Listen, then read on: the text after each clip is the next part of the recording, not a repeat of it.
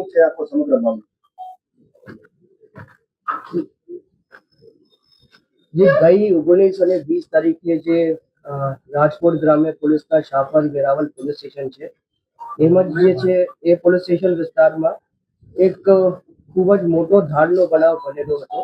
એ ધાડનો બનાવ એવી રીતનો હતો કે ત્યાંના જે જૂના રાજવી પરિવાર છે એમાં જે જીતેન્દ્રસિંહ જાડેજા જે ભોગ બનનાર છે એ પોતાના મકાનમાં એકલા સૂતા હતા અને રાતે જે છે એના કહેવા મુજબ 6 થી 8 લોકો ત્યાં આવ્યા અને આવીને જે છે એને બાય ફોર્સ સાઈડમાં બેસાડી અને નાની મોટી ઈજા કરીને ત્યાંથી એમના પૈસા અને દાગીના અને સાથે જે છે એનો લાયસન્સ વેપન જે રાઇફલ હતી એ લઈને જતા રહ્યા હતા.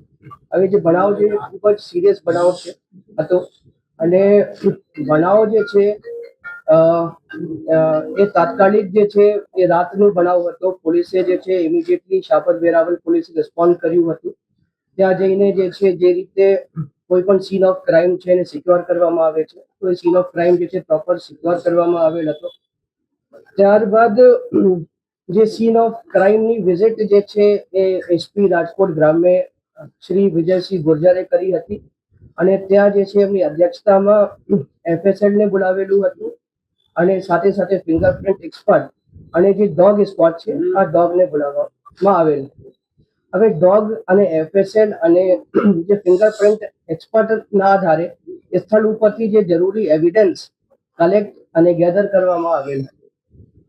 હવે જે આ બનાવની મારા દ્વારા પણ વિઝિટ કરવામાં આવેલ હતી અને ડીજીપી સરે પણ વારંવાર જે છે આ ગુના કઈ રીતે ઉકેલી શકાય અને તપાસમાં શું કઈ રીતે આગળ વધવું જોઈએ આ ડીજી સરનું પણ અમને સતત માર્ગદર્શન મળતું હતું. ત્યારબાદ અલગ અલગ જે છે એસપી સાહેબ દ્વારા 20 ટીમો બનાવવામાં આવેલ હતી.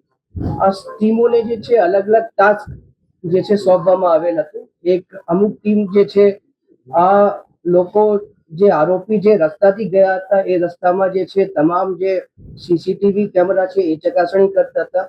અમુક ટીમોના જે પોલીસ વાળા છે એ લોકો જ્યારે આરોપી જે રસ્તાથી સ્થળ ઉપર બનાવના સ્થળ ઉપર આવ્યા હતા એ તમામ સીસીટીવી ની ચકાસણી કરતા હતા.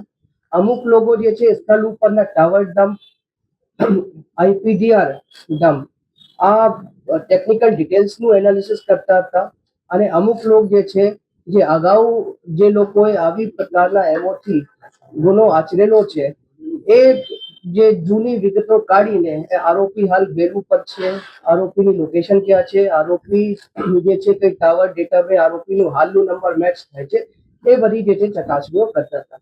એવી રીતે કુલ જે છે 20 ટીમો આ ડિટેક્શનમાં કાર્યરત હતી. પછી આ જે છે રાજકોટ ગ્રામ્ય પોલીસ માટે ખૂબ જ મોટો પડકાર હતો કેમ કે ઇનિશિયલી જે છે જે સીસીટીવી ફૂટેજ અમને મળેલા હતા એ ખૂબ જ બ્લર હતા અને જે છે આરોપીઓ જે છે જે સ્થળ ઉપર આવ્યા હતા એ બોલેરોમાં બેસીને આવ્યા હતા.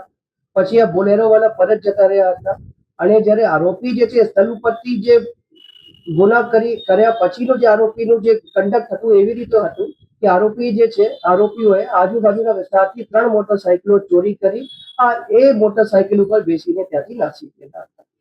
એ લેટર મોટરસાયકલ જે છે આ રાજકોટ એરપોર્ટ વિસ્તારના આજુબાજુના વિસ્તારોથી રાજકોટ પોલીસે ડ્રોનથી ગોતી નાખ્યું અને એ જગ્યાના ટાવરે પછી લેવામાં આવેલા હતા.